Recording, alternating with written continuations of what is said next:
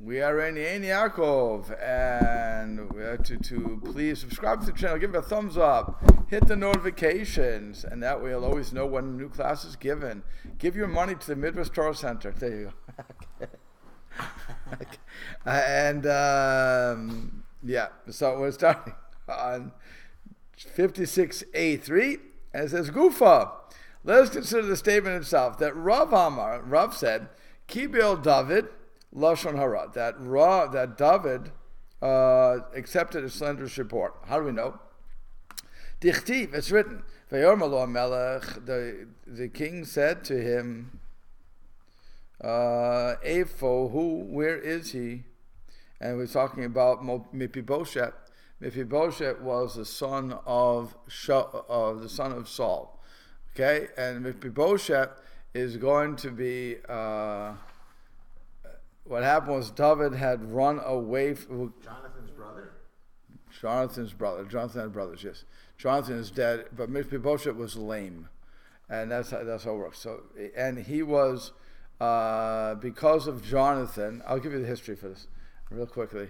Because of the love of Jonathan that David had, so MIpiboshet, the last surviving person, I believe the last surviving person of Shaul's family, was he was lame because something happened previous in his lifetime. He had fallen and become lame. So he was taken in by David, the new king. He was a king at that point. So he was taken in by David, and they were living in peace together. What happened was Avimelech, the son of David, would rebel against David and would want to kill his father. And so during this time, David was on the lamb, and MIpiboshet, though, didn't, because he was lame, did not come with David. So Tziva would be the one who goes with David would run after David, leaving his master MIpiboshet at home because he could.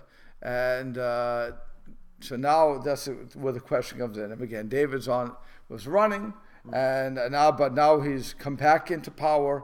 So that's the whole question. So Vayomer lo hamelech, so the king said to him, Eifo hu? Where is he? MIpiboshet Vayomer Tziva el hamelech. So Tziva said to the king, Hine beit Mache ben Amiel below Devar. He said that he is in the house of Mache, the son of Amiel, in Lo Devar.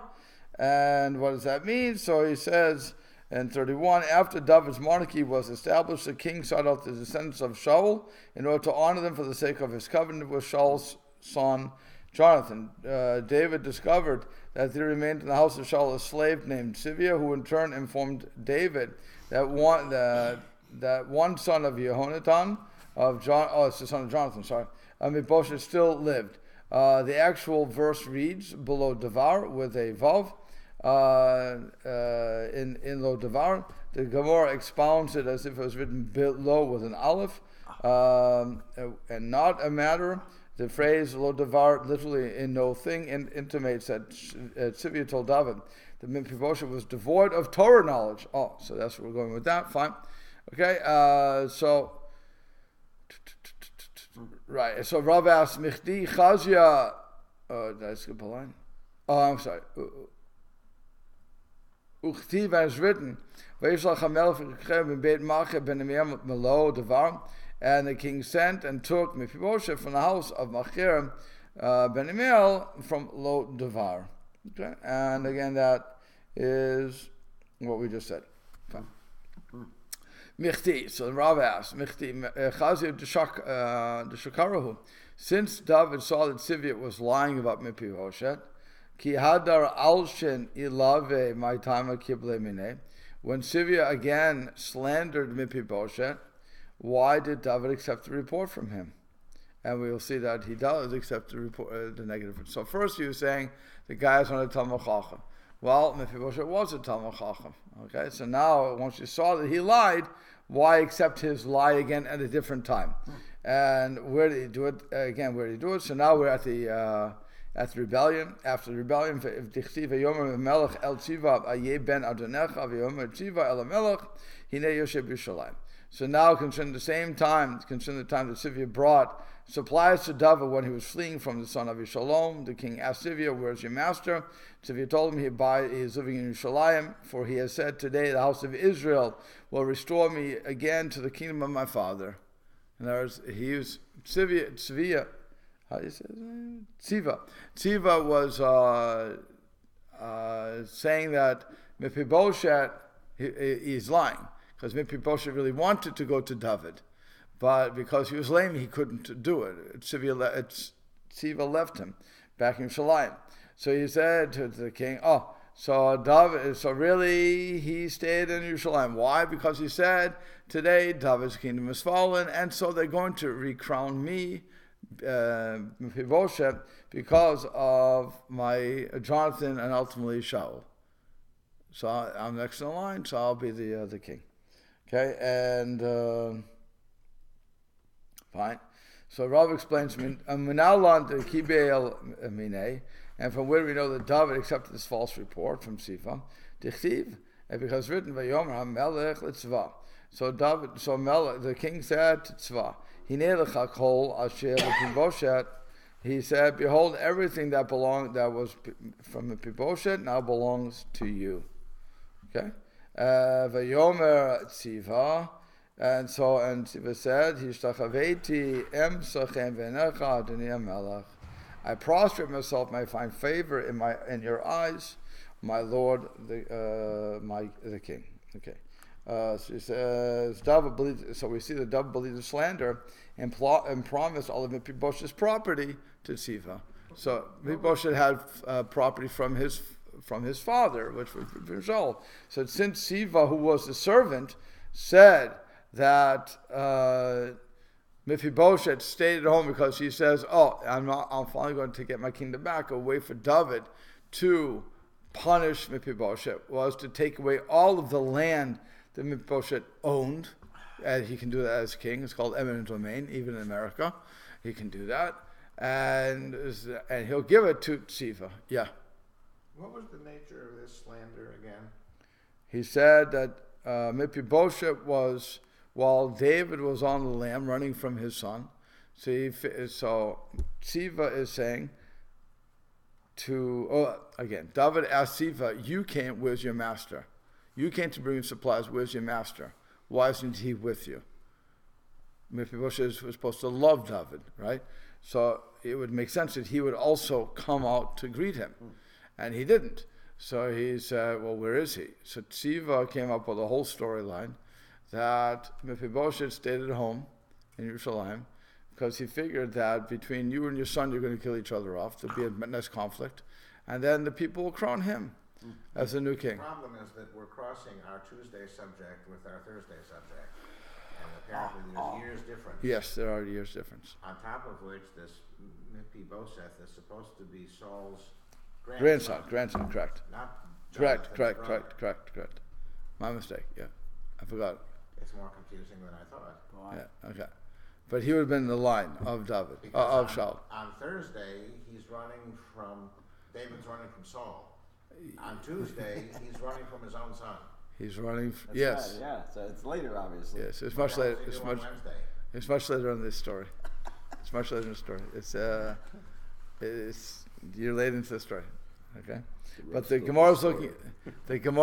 It's by the way, the story of David is 40 years worth, but it's probably the most misunderstood, well-known story there is. Yeah, the life of David. You mean? Yeah, so the most misunderstood, well-known story that exists.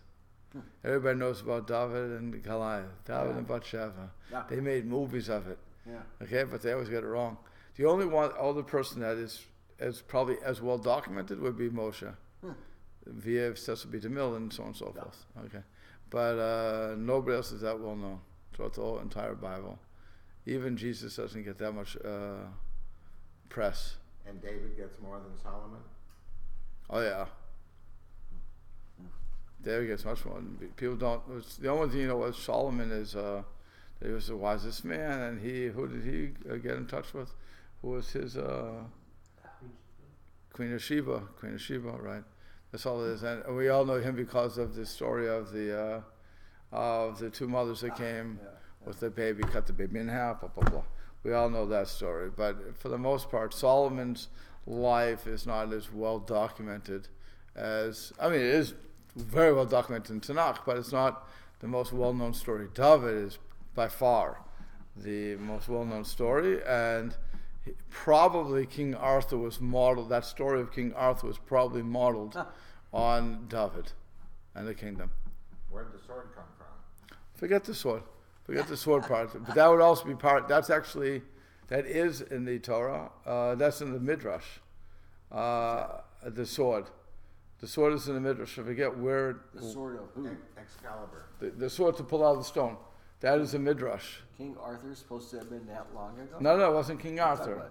No, this originated with something. We have a Midrash about a sword that coming out of a rock. Yeah, we have that. Yeah, we have. So they stole everything from us. Yeah, This thing was on. I don't know. It was it's in the little Midrash says Discovery somewhere. Channel or History. Sorry? Something about that. You know where it is? That King Arthur has been assumed to be a fictional character. Would say maybe Oh, there there's really motion. was a king Could be. that the story was based on. So yeah, I'm sorry. King Arthur, I think a lot of people assume has always been fictional, but some historians are saying now there's research saying maybe that story, fable, is really based on something. Yeah, no, I'm telling you that it's probably based in English history. I don't know English history, but I'm thinking that it's very much, it follows David's life a lot. So, and we have the story of the sword coming out of a rock in the Midrash somewhere. I forget where it is. Concerning what I forget. I just know it's it. I'm not sure who it was. But we have all those stories come from us, so it's interesting that they were already part of our history before the story of. Midrashim were strictly on the Torah, or they also cover some later days after. Well, you have Midrash Eicha, you have Midrash continues. Yeah. Okay. You have Midrash on the whole thing of Esther. There's a whole Targum. It's all filled. So it's yeah. But I'm just saying that's what you have. So you're in the two different books here. You're right. But this is fast forwarding. You're here. He has a son of Shalom who's already running the system. So you're looking probably in his latter years. It must be. We'll have to say that. He's probably 10 years into the system as king. At least 10. Well, it has to be more than 10 years. His son is taking over, so it's 20 years. Probably 20 years into as king. So there's a lot of history that, and you have to always remember when you're looking at Tanakh, that are, in general, is we're reading it and we don't realize that years are flying. Yeah. I mean, if you look at Moshe himself, Moshe flees Egypt either at age 12, there's an argument, there's 20 left, 12 or 20. Either one. It's from 12 to 20. Let's go for 20. The next time you hear about Moshe, he's 80 years old. For 60 years we know nothing about him from the text. But it didn't translate that way with Cecil B. DeMille either. Cecil B. DeMille had a 20-year-old lead. Actually, probably Charlton Heston was, I guess, 20 to 25. And he came back in a couple of years, I guess. He was still the same age. It's only when he went on top of the mountain, he got a little gray in his beard. Has he painted the Sistine Chapel yet? He wasn't there. The agony and the ecstasy. I don't know. Is not the first 30 years of Jesus' life the same also? Is not much known? Right, there's nothing there. There's nothing there. About the first 30 years. There's just one time that he's in the temple at 12. And then it jumps to 31. Right. So again, what's going on there is if it's not important for the reader, we don't learn it. That's important when you leave it out. No, that's the point. If it's not mentioned, it wasn't important for us, the reader, to know. We just fast forward to the important parts. What happens is the Midrash picks up. The Midrash will tell you that he was a king of Midian and so on and so forth. But it's the Midrash will develop his character, but nothing. But it's not in the storyline because it wasn't important for the person reading it to know all the background. If you really want to know, you'll go behind the headlines. That's what it was. Okay, so that's really why we fly through these things, and we have to figure out just from what's going on how old the people were and how many years into the system it was. Okay, so now he says that was. Yes, we saw that from. Good. So now Shmuel takes ish with Rav. He says, Shmuel Amar, lo kibil David lashon hara. Oh, so we have an argument. One person said, Rav said, that David accepted lashon hara. Shmuel says, no, he did not. Devar manikarim chazabe. If so, why did he promise MIpiboshet property to see? If so, why did he promise MIpiboshet's property to Tziva? Because he saw recognizable signs of MIpiboshet, signs that seemed to confirm Tziva's accusation. Dichtiv, as is written, MIpiboshet ben Shaul yarad likrot lemelech lo asa raglav lo asa sefamo v'begadav lo kibes. For it is written that after the defeat of Avshalom, so David, that's David's son, David returned to Jerusalem, and MIpiboshet, the son of Shaul, went down to meet the king.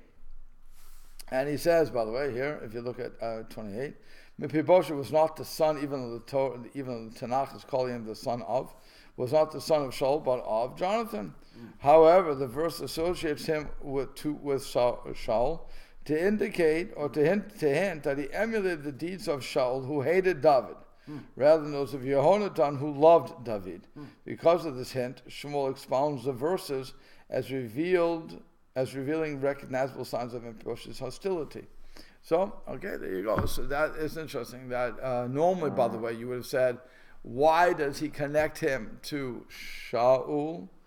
Why would the Tanakh connect the grandson to the grandfather? You could say that's what they're saying, but in other cases, why would you do that? Because the grandfather in this case, the king, was more well known. Just like you have Lavan, the son of not the son of Betuel, but the son of Nachor. Right? He wasn't the son of Nachor; he was the grandson of Nachor. But because Nachor was well known, not better reputation, but more well known, so that's why he was named after. That's why he would go Nachor ben Lavan ben Nachor instead of Lavan ben Betuel. Okay, so the same thing here. You could argue that the reason that they're doing it is MIpiboshet, the son of Shaul, because that's more clout than just say the son of Yehonatan. Which should not have been as much clout, because Yehonatan was only the prince in waiting, as it were, or whatever you call that. He was only the prince. He never made king. At least Shaul made king. Yeah. So what's the? I vaguely remember that about calling back to the more important ancestor as a connection, so you have right more the cloud stuff. But what's the deal with when talking about who helped build all the stuff for the Mishkan? You're talking about Bezalel. But it gives there's 3 or 4 parts. No, it gives 3. 3? Okay. And there's his father and then his grandfather. All right. So when it gives that list, right? Is that different than when it calls back to something important? Well, yes. The reason you give the list is to say just as Bezalel was his tzaddik, so also his father and so also his grandfather. Chor. Chor would die and so on and so forth. Yeah. So that's why you're going to go back to that. But that's, so whenever you have generations like that, it usually goes back. So that's why when it says MIpiboshet, the son of Shaul, just as Shaul hated David, so also MIpiboshet didn't like David. Even though MIpiboshet has to put up with David, has to feign, I like David, and so on and so forth. That's what they want to indicate. That's what Shmuel is trying to indicate from this. It doesn't really match with the storyline as we go through the storyline, but nonetheless, the question would be, why didn't it say Yehonatan versus Shaul? Why did it say MIpiboshet, the son of Yehonatan, the son of Shaul? Right? If you really want to go generational, so you can always do that. Just like whenever we want to show that sort of thing, and to say everybody's been tzaddik along the line, so great. But once you go just for the grandfather or the great-grandfather, so there's a reason for that. Actually, I don't know if anybody ever went for the great-grandfather. I think it's only to the grandfather. And another reason you go for the grandfather also is we say, B'nai banim kebanim dame, that grandchildren are considered like children. No grandfather is going to ever negate the children. In other words, here your son-in-law and your daughter went away to Eretz Yisrael. Who got custody of Yosef? You did. Okay, it didn't go to the sister. It's interesting. It didn't go to the sister. It went to the grandparents. And the grandparents are going to say, "Of course, we'll take care of them." And then, of course, that conflict of generations of how I bring the kid up. That's always interesting too. But when my daughter wants to go to New York, so she didn't ask my sister-in-law, "Could I stay at your house?" She's going to the grandparents. Yeah. Okay, it's a natural desire to go to the ones who are going to love you unconditionally and not make crazy rules up. They have better candy. They have better candy, even better, More even that. permissive. Well, I don't know. They're not when they're 20 years old, but it's just an interesting thing that we have as grandparents. Parents are one generation, but then grandparents. But you don't go to the extended family. You don't go to the sister-in-law, the brother-in-law. You don't request that, right? You go into that. So it could be as simple as that. That's why we say, "B'nai banim kebanim dami," that grandchildren are like children in that situation. But so that could be another reason. But Shmuel doesn't take it that way. Shmuel says, no, since it says the son of Shaul, that means that he didn't like him. So that's how he's learning that out. So that's why, since he's acting like Shaul, that's why David would accept the reports from Siva and take the land away. And just finish off the verse. He says he neither dressed his feet nor trimmed the beard nor laundered his clothing from the day the king departed until the day he came back in peace. So he explains that MIpiboshet refrained from properly grooming himself till David regained the throne. However, David took MIpiboshet's unkempt appearance as a sign that Siva had spoken the truth, and that MIpiboshet was distressed over David's return. Thus, David did not accept MIpiboshet's explanation and told him, "You and Siva shall divide the field." MIpiboshet then replied, "Let him take it all, since my lord the king is returning in peace to his house." The Gemara below interprets this as a harsh reply, meaning, "I have no one to complain against except he who brought you to this point." That was God. This reply revealed to David that MIpiboshet was distressed over David's return. However, if David had not seen these recognizable signs, he would have retracted his earlier promise to Siva, namely that the land belongs to you.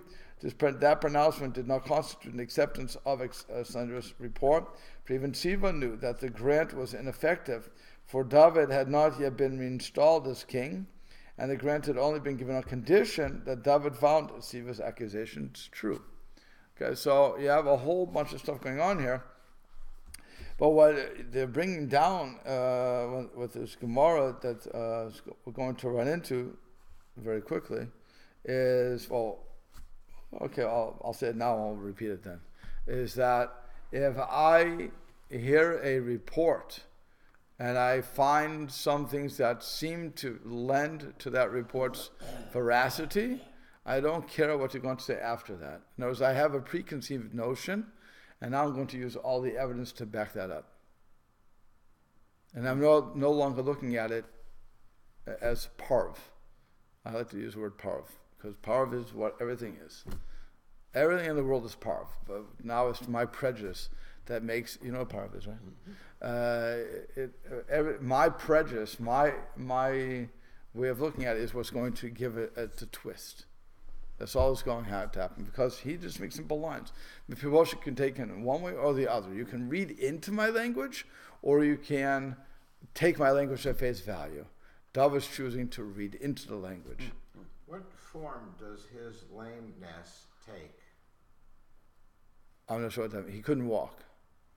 Yeah, well, when someone who can walk sees someone who can't, is he not smart enough to recognize that this person, if he claims to be disabled, is in fact disabled? That wasn't a problem. What happened was he couldn't walk. Everybody knew he was disabled. He had a fall in his earlier life that he probably broke his spine from the description that goes on. And so he's in basically a wheelchair, but he has to be wheeled by other people or carried by other people. So the story is that Siva said, MIpiboshet said to his servant Siva, bring me to David, when David's on the run. Bring me to David. Siva saw this as a great time to leave his master and to make friends with David. It was an opportunity for him. And so he does. That's when he comes up with the story of my Yerushalayim, because he's waiting for, hinting that he wants to become king again. Okay? David is not in the best frame of mind. And if you just think about it logically, he's on the run, and so he's willing to accept, provisionally accept what is being said, because again he's on in front of them. So should he suspect that Siva is lying to him, or is it MIpiboshet who's lying to him? By the way, MIpiboshet should have said, if MIpiboshet would have said, when he saw him again, David, I have to explain something to you. My lousy servant, you're fired, by the way, you servant. You're fired because I told you to bring me and you didn't. You dropped me off. That would have been something. Before knowing what's going on, if he would have accused him, what kind of chutzpah did you do? I told you to bring me and you didn't. Oh, so now you'd have another storyline going on. But he never does that. He never accuses Siva. And that was, in my book, it was a mistake from MIpiboshet, because you allowed a situation to happen that you didn't think of. Now, you could have also thought David would never think I would be against me, because I love him and he loves me and he loves my father and blah, blah, blah. It was a mistake. It was a mistaken judgment at that point. He could have written a letter and had his slave or servant deliver it. But the problem is that the servant didn't want to. That's my point. He wanted to be brought. He said, put me on this carriage and bring me. And the servant leaves him. He leaves him to go on his merry way to get to David. And then he's going to start here. And on the way, he probably figured out what he's going to say to make it look bad. But that's what's going on there. Okay. Uktiv, and it says, Vayiki ba Yerushalayim l'krad melech v'yomer lo melech. So it was when MIpiboshet came to the king, to meet the king, and the king said to him, v'yomer lo hamelech, lama lo lachti imi MIpiboshet. Why didn't you come to me? Why didn't I go with me, MIpiboshet? So v'yomer adoni hamelech avdi ramon. Oh, now he says it. Only after he's asked, right? Instead of saying you fired. My servant tricked me. For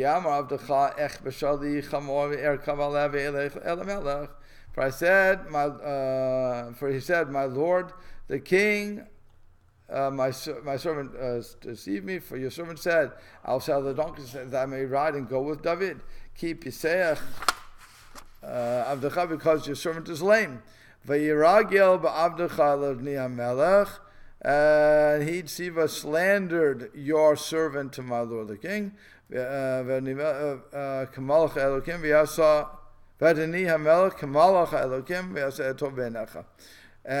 my king, the Lord, is like an angel of God. Do therefore what is good in your eyes. So the king said to him, Lama tedaber od devarecha amartiata, v'tziva techalko edasada. And the king said, why do you go on speaking your words? I have said, you and Siva shall divide the land, field.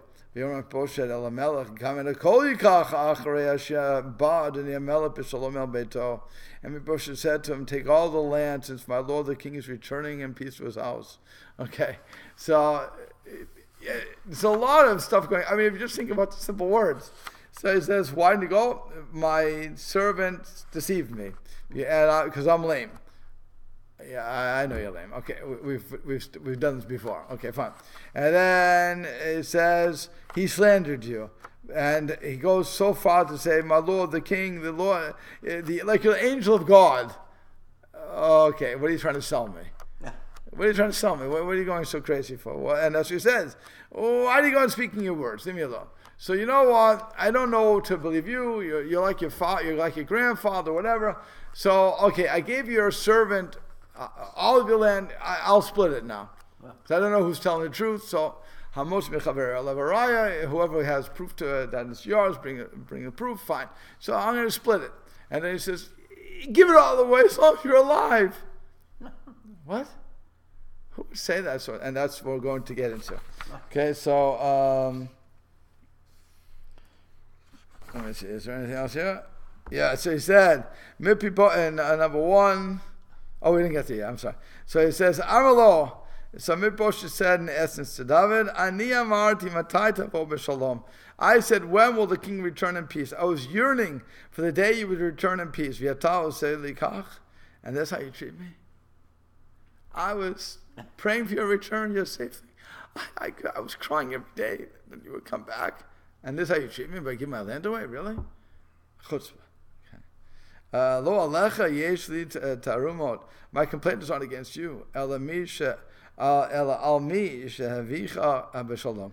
But rather the one who brought you back in peace. I have no tainas on you, David. I have a claim on God. That's what he's saying to him. That's the ultimate insult.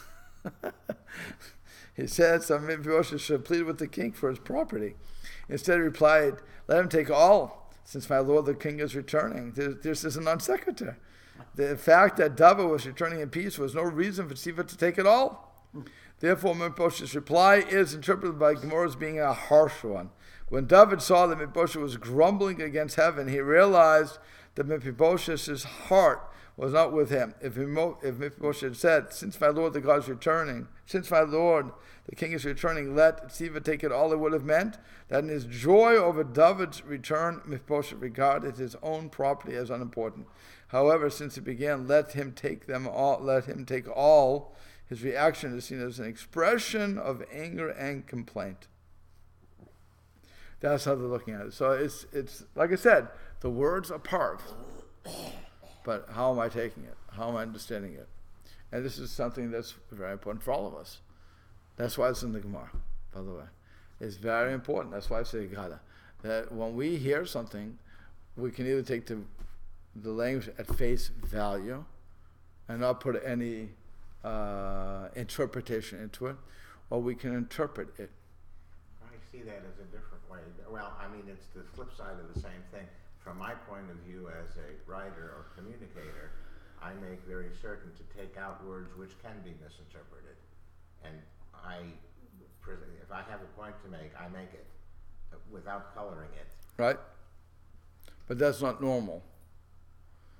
It's not normal. And it's a famous thing about when a husband speaks to wife, and the husband says to the wife, what's wrong? And she says, nothing. You know something's wrong. You're not an idiot. You know something's wrong. Every man has been there, and no matter what your communicative skills are, your wife's going to keep saying nothing, because she'll use the excuse 3 months from then, or whenever it finally comes out. I didn't want to be that type of a wife, but you were for 3 months, honey. You didn't tell me until I finally figured out and apologized for everything besides the sun rising in the morning. I apologized and finally I hit the right thing. And then you cry and say, I didn't want to tell you, but yeah, you're right. Really? Come on. So we all have that sort of thing where if I take it at face value, what's wrong? Nothing. Okay, bye, Jer. I don't care. You told me it's nothing.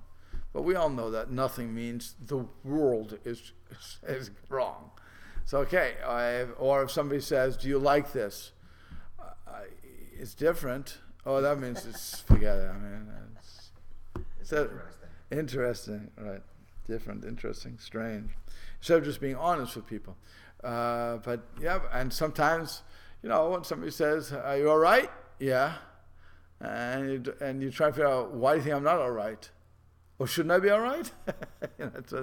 Whatever the case is going to be. We ask an open-ended question, we get an open-ended answer, and now it's up to us to figure out what was really going on. Or the best thing is, the cop pulls you over. Do you know what you were doing wrong? Oh, No? You want to tell me, or is this a guessing game? I don't understand. Do I get the choice to say what I did wrong? You want me to cop to a plea? I don't know what you want from me. Tell me give me the ticket, let me get out of here, weiter. You obviously pulled me over. There must be something you didn't like about me. So just do it. Don't ask me a question. But nobody's ever going to say that. We all looking, no, officer, what did I do wrong? Do you realize you're going... Next time you're asked, tell them you were having evil thoughts. That's why you were... No, do you realize you're going 75 in a 65 mile an hour zone? I thought I was going 74. I didn't know that car would go that fast. Right. Well, in New York, my father used to say from Brooklyn, somebody was brought into traffic court. Why was he speeding? Well, because he saw a sign in the Holland Tunnel to keep 75 feet behind the car in front of you when he was trying to catch up. There you go. Yeah, there you go. Which is the same story as I know nothing about the French Revolution, and you get 100% credit because they couldn't prove that you knew anymore. I'm done now. I don't get that one. Well, that's if you're from Brooklyn, you can get it. Okay, I didn't get that. Okay. Not from Brooklyn. Okay, so anyway, so let's go back to this, and yeah, let me finish this. So, Hayinu Dichtiv, and Ben Yonatan Meriv Baal. This is the meaning of what is written, and the son of Yehonatan was Meriv Baal, which is in the book of Chronicles, fine. It says, where is it? V'alom MIpiboshet Shemo, but is his name not MIpiboshet? Why is he the son of Yonatan was Meriv Baal? His name was MIpiboshet. Rather, because he conducted a quarrel with his master God. Okay? And it says, since the book of Samuel tells us that Yonatan had a son named MIpiboshet, while the book of Chronicles relates that Yonatan had a son, only one son, calling him Meriv Baal, it follows that MIpiboshet was and Meriv Baal are one and the same person. Meriv means quarrel, and Baal means master. So he says he quarreled. That's how they named it. Yatzta batkol v'amalo natsa bar natsa. A heavenly voice issued forth and said to him, quarreler, son of quarreler. Okay, natsa hai damina. That Mephibosheth was called a quarreler is because he would is that what she have just said? That he complained against Shem's decree of David's return. Bar Natsa, that he was the son of a quarrel. He vayavo Shaul ad ir Amalek v'yare benachas, because it says, and Shaul came to Siv Amalek and he contended with the riverbed. And he says, Hashem commanded Shaul to attack the nation of Amalek and obliterated men, women, and children, and even their animals. So the Gemara expounds. Amar of Mani al iske nachal means that Shaul quarreled about the matter of a riverbed. So he says Shaul was reluctant to execute Hashem's command. He reasoned when just one person is found slain. The Torah describes an entire procedure wherein a calf is beheaded in a dry, rocky riverbed, the mitzvah of Egla Rufa, okay? And all the more so, then must the Torah oppose the destruction of so many lives. After all, even if this adults sinned, what sin did the children commit? The Gemara does not take our verse literally, because the Torah states elsewhere that the Amalekites lived on a mountain, not in a riverbed. Therefore, Rav Mani expounds the verse as referring to a quarrel based on the matter of the riverbed, which is the mitzvah of Egla Arufa. So here he's having, it's amazing that Shaul has a conscience here. And Shaul is saying, okay, Hashem said to wipe, actually it's a question we all have, but it's, Shaul says, Hashem said, wipe out the entire people of Amalek. That means men, women, and children. Okay, I understand the men are warlike, let's get rid of them. The women, what they do? Okay, so they try to trick the men, fine, and get us into idolatry. Great. But the children, what the children do? The children did nothing. The fact that children can grow up and be wicked, they didn't do, right now they're innocent. So how can I kill everybody? And that's when he says, if I using the Egla Rufa, the mitzvah of Egla Rufa was somebody is found dead, murdered on the road. So you're supposed to measure from the dead body to the town, the closest towns. Whichever town is closest is the one that is going to have to bring this this cow and hit it with an axe in the back so that nobody gets any benefit from it in a river, in a dry, rocky place where nobody can ever, and that field will be no good for anybody. Why did they do it? Why did they do it? So the Mincha, the Chinuch says, that way people would, also Rashi brings it down, I should say Rashi and then the Mincha Chinuch if I go in order, so that people will talk about the murder and ultimately the murderer will get to be known and we can catch the murderer and get rid of this blight upon us. But the bottom line is that Shaul was saying, if we'd have to do it for one person who was innocent, who didn't do anything to deserve the murder, and as far as we're concerned, so these people. So he's fighting with God. He's saying your commandments are unjust. That's really what he's saying. I can't do your commandment. So then what happens is the Gemara has explained Shmuel's position that David did not believe the slander of MIpiboshet. Now elaborates on Rav's contrary opinion. So and this we'll finish this and we'll stop. So Amar Rav Yehuda Amar Rav. So Rav Yehuda said the name of Rav. B'shal Sha'amar David MIpiboshet. The time that by the way here's the other word Sha'a again. Sha'a can mean a time, an hour, a moment. It says a moment. That David said to MIpiboshet, Atav et Siva Tichalku Tachalku et Sadeh, that you and Siva will split the land.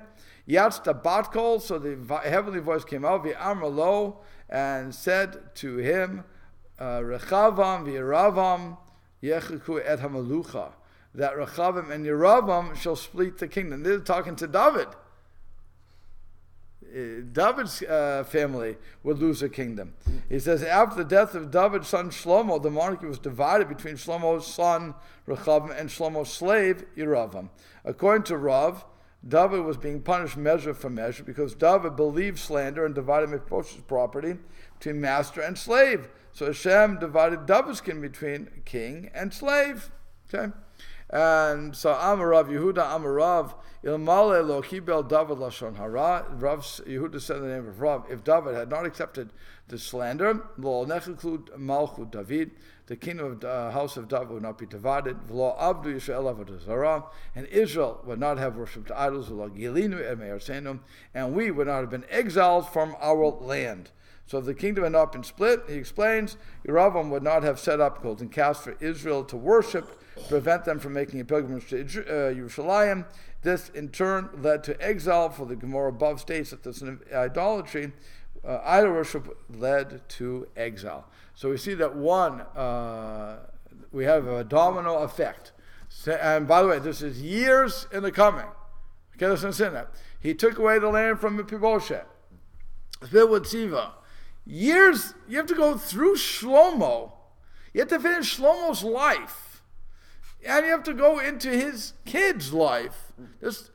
You're talking over 60 years that God took to have this divine justice go into being.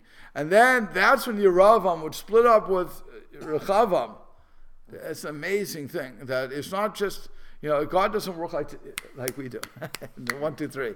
It's 60 years, 100 years, 2,000 years. For God, it's the same time. It's no big deal. That's right. I have to do this. I have to move that piece of furniture, don't I? Okay, so for us, you think, are you kidding me? 60 years later, you're punishing me for something that happened? Yeah. Well, yeah. That's what happens. That's what happens. I have time. God says I have plenty of time. Yeah. Okay, we'll stop here. Yeah.